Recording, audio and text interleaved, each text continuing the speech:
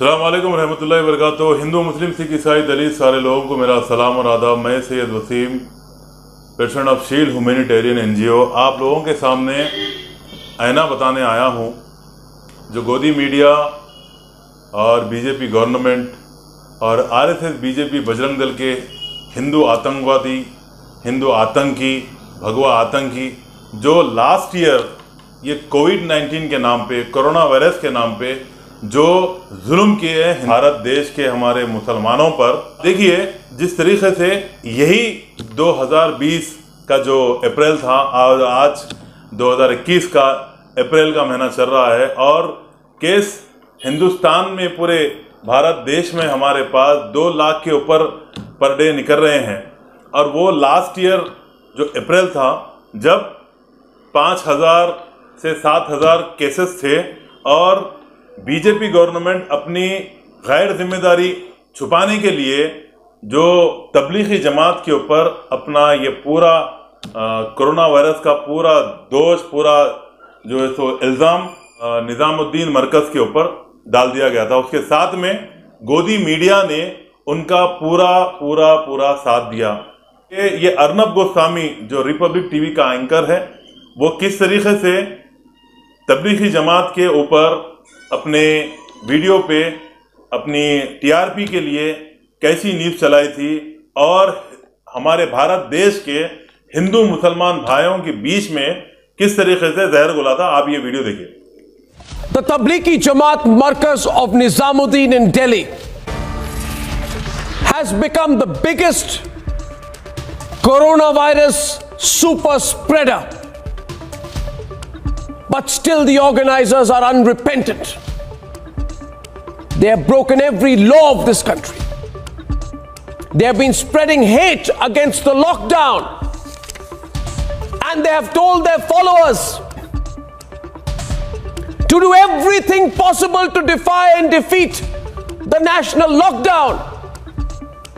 And as of now, as of this minute, at least, and I underline the word at least, 118 coronavirus positive cases come from this Islamic congregation alone. This Islamic congregation has also at least effectively 3,000 corona suspects. All those who broke the lockdown.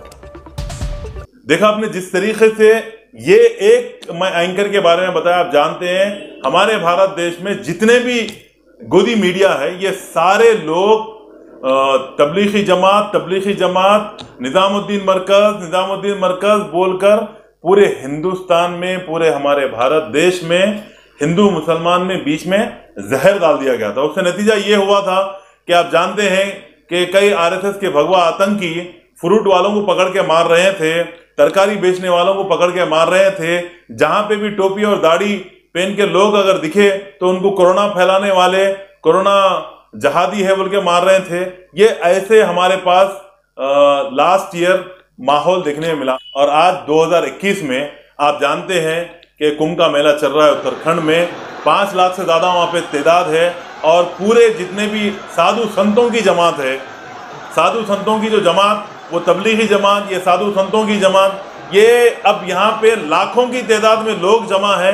और गोदी media के मुंह पे किस तरीके से tape लगा हुआ है, किस तरीके से गोदी मीडिया खामोश बैठी हुई है, कोई इसके ऊपर बहस नहीं हो रही है, कोई गोदी मीडिया इसको कवरेज करके नहीं बता रहा है। जबकि हर दिन उत्तराखंड में जितने भी साधु संत वहां पे पानी नहा रहे हैं, वहां पे स्नान कर रहे हैं, अपने पापों को धोने के लिए जो भी वहां पे किया जाता है, जो भी वहां पे प्रोसेस होता है, उसके तहत ये कोरोना वायरस के जितने भी पेशेंट निकल रहे हैं वहां पे हर दिन 1000 से ज्यादा केसेस निकल रहे हैं।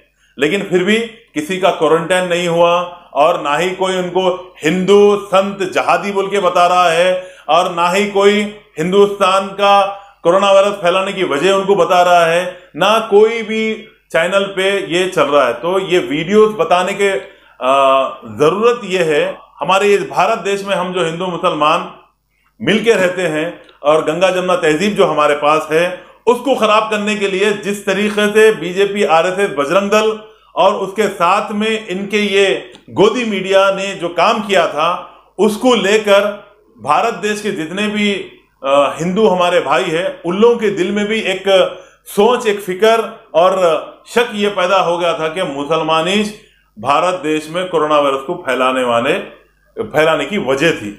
आप लोग जानते हैं ये बात, क्योंकि दाढ़ी और टोपी को देखकर सारे लोग यही समझते थे कि इनके तरफ से कोरोना वायरस फैला।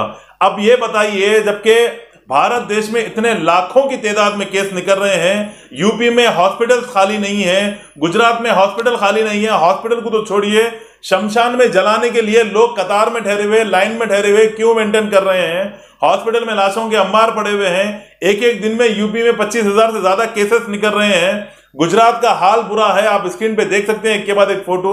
और हमारे भारत देश में एक दिन में 2 लाख से ज्यादा केसेस निकल रहे हैं, फिर भी यहाँ पे ना कुंभ के मेले के ऊपर पाबंदी लगाई गई है, ना कुंभ के मेले से किसी को अरेस्ट किया गया है।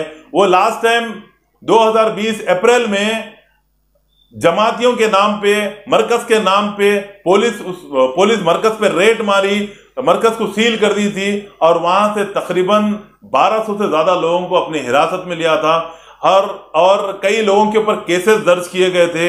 कई फॉरेनर्स जो जमात में आए थे, जो भी फंक्शन वहां पे रिलीजन फंक्शन था, उस फंक्शन में पार्टिसिपेट करे थे, उन लोगों के ऊपर केसेस बुक करे थे। और यही 2021 का अप्रैल है और उत्तराखंड में लाखों लोग हैं और कोरोना वायरस तबाही मचा रहा है हमारे देश में, और किसी के ऊपर ना केस बुक है और ना ही कोई क्वारंटाइन की बात कर रहा है और ना ही कोई इनको जहादी बोल रहा है और ना ही कोई इनको कोरोना वायरस फैलाने की वजह बता रहा है। तो ये जो दोरंगी है और जो इस्लामिक खूबिया जो हमारे सामने आके हिंदुस्तान के हिंदू मुसलमान लोगों के बीच में जो जहर घोल रहा है, हम उसके किस तरीके से शिकार हो रहे हैं, होते रहे हैं और एक दूसरे के दिलों में नफरत आ रही है। तो मैं आप लोगों के सामने ये वीडियो बनाने की वजह यह है कि मीडिया और बीजेपी, आरएसएस, बजरंग दल तो हिंदू मुसलमान को लड़ाना चाहती है। अगर हमारे भारत देश को बचाना है, शांति और उन्नति को कायम करना है, तो आपस में मिलकर रहिए, इन लोगों के बातों में मत आइए। अब आप लोग हुकूमत से सवाल करें, चाहे हिंदू हो या मुसलमान हो, कोई भी हो, आप लोग सवाल करें हुकूमत से कि इतने केसेस होने के बाद उत्तराखंड में ये परमिशन दिया किसने? हर वक्त ये फेस्टिवल 6 साल में एक बार फेस्टिवल आता है। अब के बार अगर कोरोना वायरस के ये जो लहर चल रही है, जो भी पेंडेमिक चल रहा है, इसमें अगर आया है तो उसको रोक सकते थे।